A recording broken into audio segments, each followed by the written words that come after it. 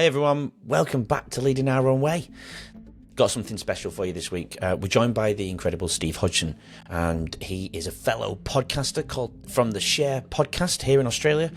We don't live close to each other, but we met doing what we do. And trust me, his journey will leave you feeling inspired and motivated. Stephen opens up about his battle with burnout, depression, and even hitting rock bottom during the COVID pandemic. He shares how he rediscovered himself through self-reflection. Journaling has been a really interesting topic in our conversation, so stay tuned for that bit as well. His power of vulnerability, we also talk about that. We'll also explore his struggles with identity, weight loss, and how relationships and resilience helped him turn his life around. We're covering everything from the impact of childhood experiences to how Steve uses his story to help others navigate mental health challenges. There's something in here though for everyone, whether you're looking for inspiration, practical advice even, or sometimes just a good story. And that's what the podcast is all about, is coming, no matter what, you can take something from it. Catch new parts of this conversation every day on YouTube. And if Spotify is more your vibe, part 1 is out on Monday, and part 2 follows on Wednesdays. Oh, that's also Apple, by the way. I forgot to mention that. Wherever you're tuning in, though, be sure to hit follow and leave us a review, because that really, really helps the show. Let's face it, it's easier than meal prepping for the week, right? Just press the button. All right, let's dive into Steve's journey and discover what it truly means to lead our own way. Welcome to Leading Our Own Way. I'm your host, Andrew White, and this is the podcast that unveils captivating narratives of resilience and personal triumph. This podcast is for anyone seeking inspiration and insights on overcoming life's challenges. Follow and subscribe, and then we can lead together forever. Good afternoon, Steve. How are you today, brother? I'm fantastic, Andrew. Yourself? Oh, I'm good. Thank you for joining me on Leading Our Own Way, Mr. Steve Hodgson. I just realised I didn't second name you there, but Steve Hodgson from the Share podcast. How's your day so far? It's been fantastic, and thanks for the opportunity. It was great to catch up before Christmas, and awesome to connect and dive into what we're going to dive into today, which could be anything. It certainly could. I probably should tell everybody how I came across you. Because I started my podcast about a year ago, filming a year ago and published in April, and you'd seem to come across people very similar to yourself. And Correct. Through your marketing, you and your podcast and that lovely face of yours popped up on my social media. And I thought, what's this about? And I was like, oh, there's more people out there just like myself. So I definitely feel like I connect with you in terms of our journey. Obviously, our journey is different, but it's similar when it comes to maybe brain health and the experiences we've been through and our purpose going forward, I'm guessing. So what I normally start with, Steve, is, how is the guest leading their own way? And I think that's a perfect point to go with. So how are you leading your own way, Steve? Yeah, I think for me, I spent good 15 to 18 years in the real estate industry, and now, going through burnout, fatigue, depression, all those kind of challenges, I've come through it stronger. We're all a work in progress from the day we're born to the day we die. And for me, it's just about getting stronger, learning more about me. So leading my own way is really now about finding my passion and my purpose, which is, okay, I've gone through a struggle, but for me, it's about finding and unlocking, that in other people. So showing that, people can have hope, that they're not alone, and that, being strong and, kind of having that hard exterior is actually not the best way, especially for us males, to move forward to unlock the very best of ourselves. Yeah, absolutely. And you know what? We will get into all the fatigue, the brain fog, the depression, and some of the things you encountered. But I do like the guests to take pieces of, the viewers to take things away from the guests, what they can implement into their own life. Before we get into some of those things you do to manage yourself, whether it's daily habits, the transition into your positive mindset, what does your day look like each day so far? I mean, let's start off with the podcast. I love talking about the podcast. you've got a podcast called, I'm actually going to show a picture, great opportunity to share podcast. Let's talk about share podcasts, and let's talk about why you started it. Yep. So why I started it was, for me, I've always been a conference junkie, an inspirational, motivational, whether it's Tony Robbins, whether it's Les Brown, whoever it is, I've really been attracted to that. I've been to many conferences, seminars, and really kind of been a bit of a sponge over many years. And for me, when I got to that point where I'd hit that burnout and I was going through those times, I reached out and I was attracted and I was drawn to certain people that I knew kind of spoke to me. Right. I always say, and you mentioned earlier, Andrew, about, you came across me. Well, that wasn't by chance. You came across me because we needed to connect in the future. Right. So everyone we meet for a reason. Every message we get, every piece of advertising, everything that we connect to, there's a reason. Right. Agreed. So for me, I connected with a lot of people that had been in my career, a lot of people that had been in my life, a lot of people that had been in my family. And I worked out that everyone had a story. And those stories, a lot of the time, inspired people to make changes, to shift their perspective in life.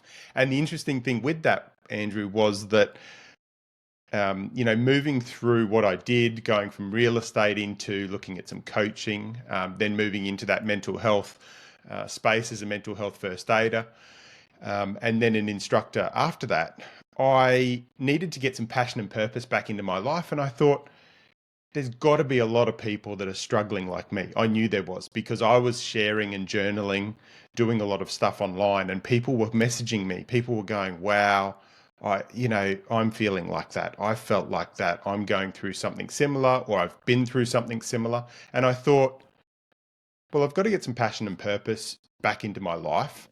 Let's start a podcast. I thought about it in about 2021. My brother and I did a pilot episode.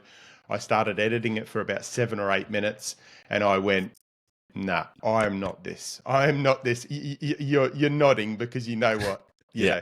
And I know you do your editing and stuff like that, and it's brilliant. But for me, I just could not do it. So it was a couple of years later, and I went to a men's retreat over in America, and I thought, one thing I wanted to do is podcast, and I wanted to bring that passion and purpose back into my life. And on the way back from America, my sister-in-law said to me, I've resigned my job. I'm going to go into podcast production. And I went, well, if there's not a bigger sign than that, then that's it. So I came back, I launched the marketing, I started working out what guests, making a list of people that had kind of impacted me, people that I knew had great stories. And it's not just about great stories, but it's about having great stories. And everyone that's got a journey leads them to doing something in the world and impacting the world now. So I thought, well, if I can go through their struggle, go through their journey, go through their reflections and insights, and then provide guests with what they're doing now, what led them to what they're doing now, how they're leading their own way now.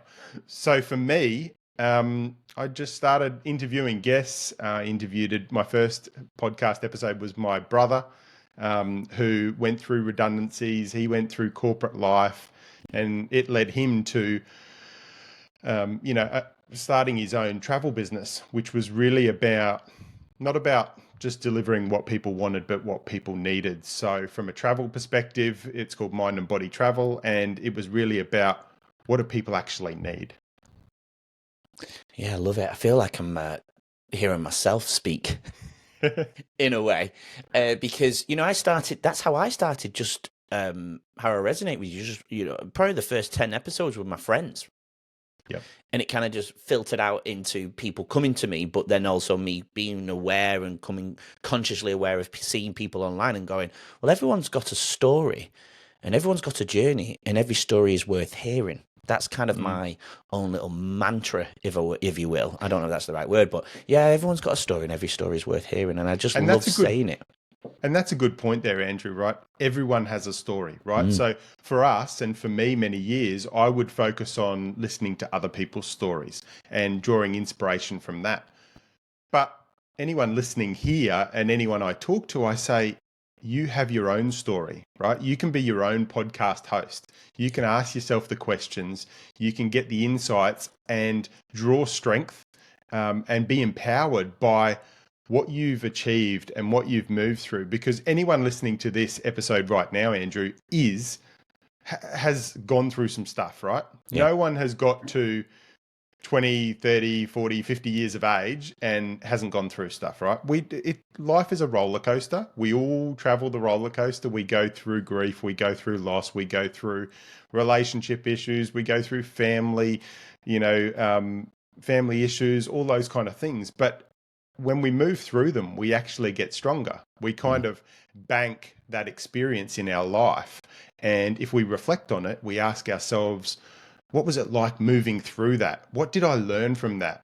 What did I learn from the failures or the things that I've learned, that I could learn from? And what the successes in my life, what did I learn from those as well?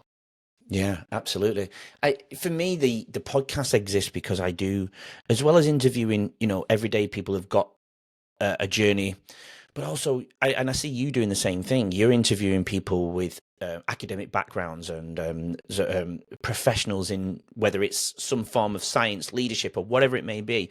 I'm going to ask you the same question, but my angle is I think I want to prevent cognitive decline, so mental health improves in the long run. I want to look at root causes so people can get up every day and feel empowered. Some of the words that you use then, just feel empowered, and if and things will continue to go wrong in our lives, but I think we can reduce those our responses going down the negative paths, whether it's depression, anxiety, suicidal thoughts.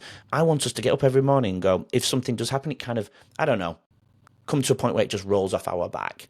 That's my long-term goal. Obviously, this is skinning the surface there. I think we could be here for hours if we're going to go down that one. But what's your long-term goal with the podcast in particular, or outside of the podcast?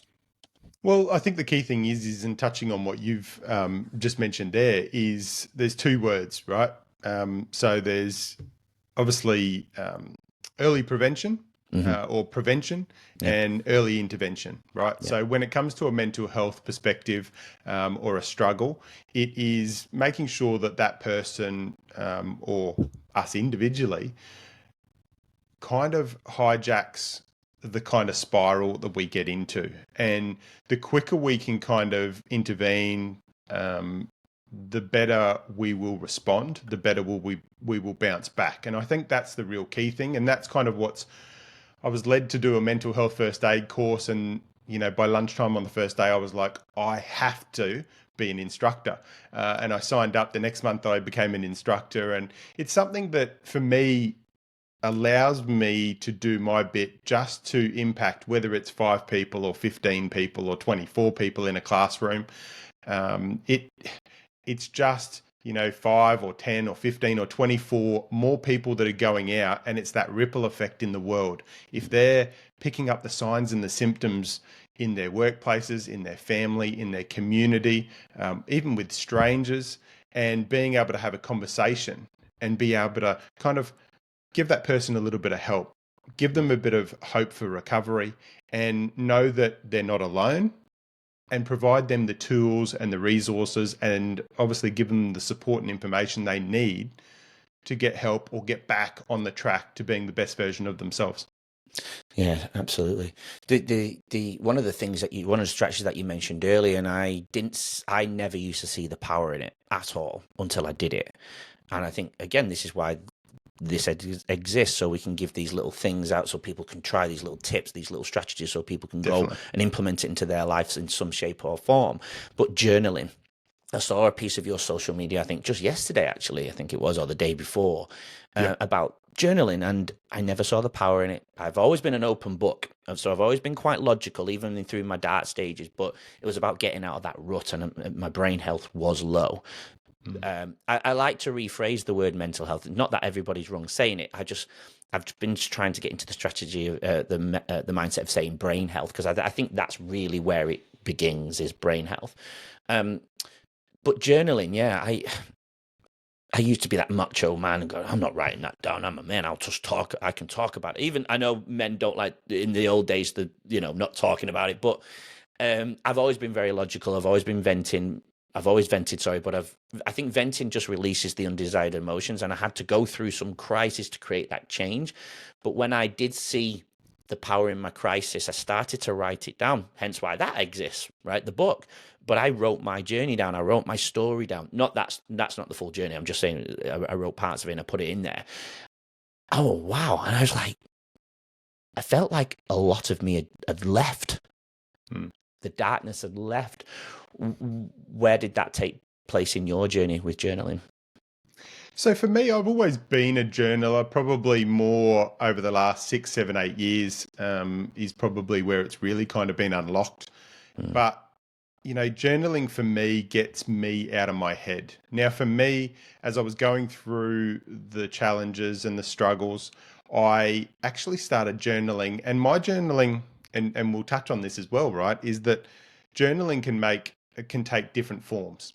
So it doesn't have to just be written. Right? Yeah. It can be a number of things. For me, I would write certain reflections or things that would come to me, whether I was sitting in a park or sitting on a beach or sitting at home having a coffee, whatever it was, I would just journal and put them. I'd take a picture of something, or I'd find a picture or a quote, and then I would journal on that. Now, for me, I was journaling publicly. People don't have to journal publicly. But for me, I knew that if I shared that, it was a very public post, but it would also help others, because whatever I was thinking, whatever I was reflecting on, whatever I was going through, there was at least one person out there that was probably going through something similar. So I would start journaling, and I would journal in a notebook sometimes, but most of the time it would actually be journaling on Instagram or Facebook, and something very public. And that's what it kind of really started, and that's kind of, led me down that path to more self-reflection, more self-awareness. Yeah, I think doing it publicly, as well as it's therapeutic for yourself, it's also creating a safe space for everybody else to be vulnerable, right? Because if you're doing it, I've realized the power. I share this podcast is not necessarily about my journey, even though I do talk about it, but it's definitely more obviously about yourself and the guests that come on the show. But when we put snippets of the journey in, people relate to you, the guest, me, the host, and same with you when you're the host. Just, it's so important, isn't it, to create these spaces for everybody to feel, I keep repeating myself, but to feel safe to be vulnerable. Yes. Do you know what I mean? Yep. Yeah, definitely. And I think the interesting thing is that, for me, I was a real estate agent, a business owner, quite high profile in the community, great family, amazing wife, everything like that, right? And everyone would say, oh, you've just got the perfect family. You've just got the perfect life, right? And for me, I would always come back and go, I go through the same struggles that everyone does. Join us tomorrow to hear more from today's incredible guests and learn valuable insights to help you lead your own way. Don't forget to subscribe. We'll see you then.